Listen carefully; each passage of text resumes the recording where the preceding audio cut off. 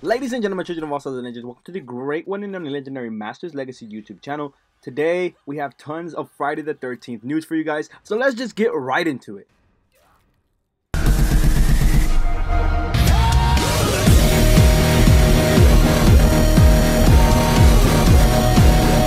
Alright guys, let's start this off with a bang with one of the, if not the biggest, news to drop in recent times, or recently, from Friday the 13th.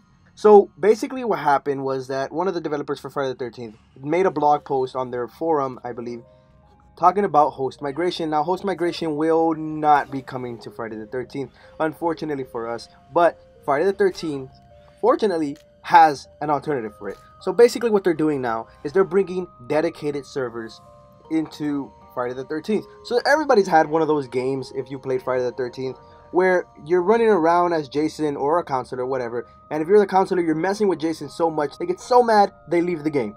And sometimes they're host, and that ends the game for everyone. Or if you're a Jason, you know, and you're going around, you're on your fourth person, and that fourth person is the host, you kill him off, and you're like, yeah, I killed you, whatever, and then the host leaves, and then it ends the game for everyone. Nobody gets XP, nobody gets anything, the host ended the game, and now that was just a huge waste of time. It's really annoying, guys. It's just frustrating. So, let's just get straight into it. So basically what's going on is that Gun Media Ben is one of the administrators for their forum, for the Friday the 13th the game forum. He posted up a blog saying, first off, host migration versus dedicated servers. So in this blog, I mean, he's talking about how dedicated servers are a lot better than host migration, and that to implement host migration will take months and months and months of hard work just to put it into the game. So either way, we're not getting host migration anytime soon.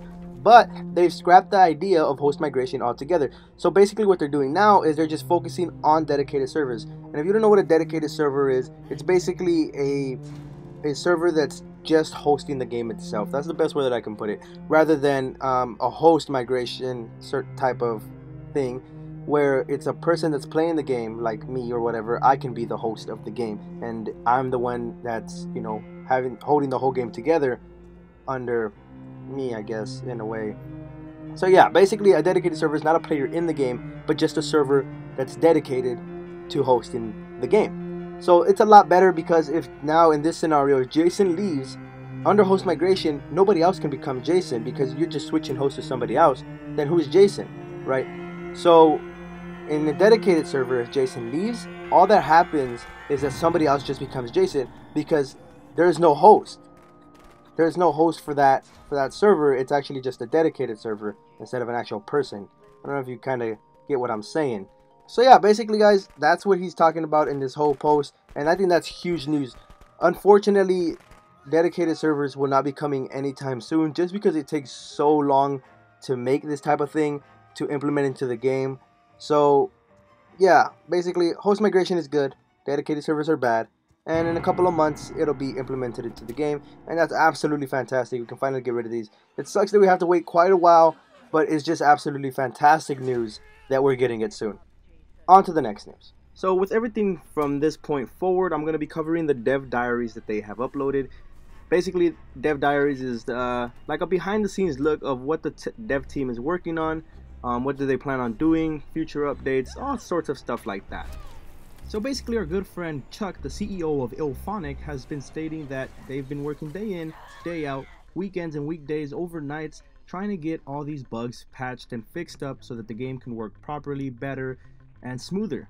Another important thing that he states is that now that they're finally able to catch their breath about the bugs things and all those situations, that they're able to start working on DLC content, and that's where we get our Spring Break DLC, our new maps, our new Jason, all that stuff is now coming, because they're able to, you know, expand their team, expand their facility, and start working harder day in and day out for more hours, getting all these stuff fixed for us. Crazy. We worked around the clock, worked nights and weekends. I mean, it's really only been recently we've been able to kind of catch our breaths a little bit and work on the DLC plan. We're still working really hard getting all the bugs out of the way. We've made some major breakthroughs the last couple of weeks, getting things like memory leaks fixed and just other exploit bugs, so the team's been working super hard on that.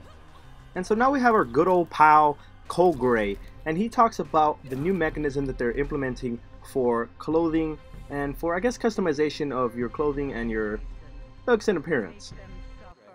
I'm the art director at Alphonic. Over the last couple months, we've been working on a new clothing customization system. It's been a bit of a challenge in the sense that originally our game wasn't designed to support a bunch of different outfits for the different counselors, but moving forward, we've identified this is something we really want to do. We feel like it's really important for the community and just the type of game F13 is. It's a very social interaction, and so like character customization we're finding is a very sought after key focal point of that whole experience. So the first pack that we're doing is going to be a swimsuit pack, which is a bunch of 80s swimsuits. We've got one pieces and cut-off shorts and bikinis and a whole gamut of different 80s things that come with a little bit of tinting variation and customization within the swimsuits themselves. Not only do we have to have a bunch of new clothes, but they also have to work with the way our characters pop. Our characters are essentially crash test dummies. They have to kind of break apart in certain locations.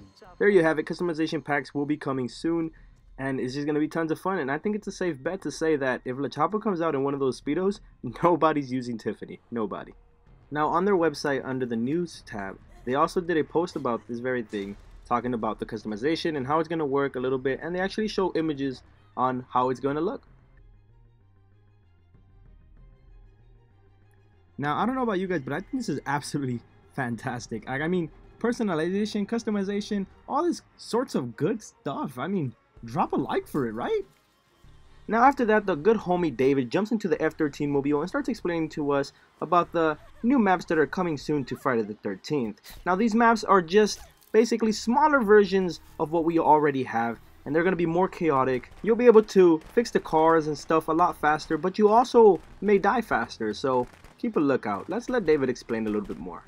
In the upcoming patch, we have small maps that are smaller versions of the already existing maps, Packanack, Crystal Lake, and Higgins Haven, and still having the hero assets that are present in those maps, like the hero cabins, but they're roughly about 40% of the size of the other maps, and so this really speeds up the gameplay. Jason is able to find counselors much quicker. Counselors are able to repair cars and phones much quicker and call the cops much quicker. So it's still the same core gameplay, but very much faster paced and sped up. He then gives us a huge amount of information in like 3 sentences. So let me slow this down for you guys and go more in depth on what he's talking about. So we have been working on a new game mode. I don't want to give too many details at this point, but that should be coming soon. What? I mean, new game mode, guys. I'm pretty sure they're not talking about single player. Single player has already been announced and they've already said that they're working on it. So why would they try to keep that low key? This new game mode is going to be pretty hyped. I mean, I'm hyped for it and I don't even know what it is. So comment down below what you think it is. What do you think the new game mode is going to be? What do you think you're going to have to do? Make sure to comment down below, please. Thank you. We're also working on some early car customization systems that would allow you to kit out your car with different bumper stickers and spray paints and that type of thing. Damn, now we're getting Los Santos customs in here. Guys, this is going to get really lit. I can't wait to take my car to pimp my ride, make it look all cool and turned up.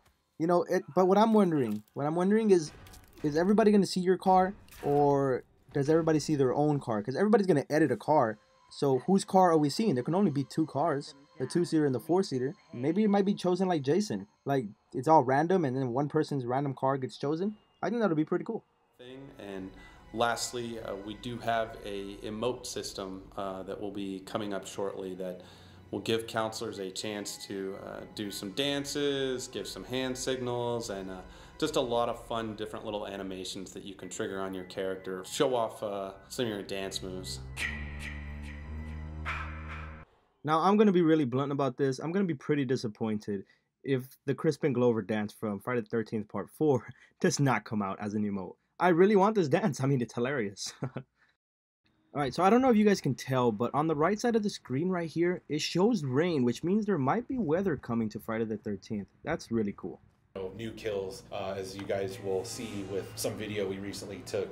Now, this is really cool because you have Kane Hodder in a mocap suit just getting some really cool kills.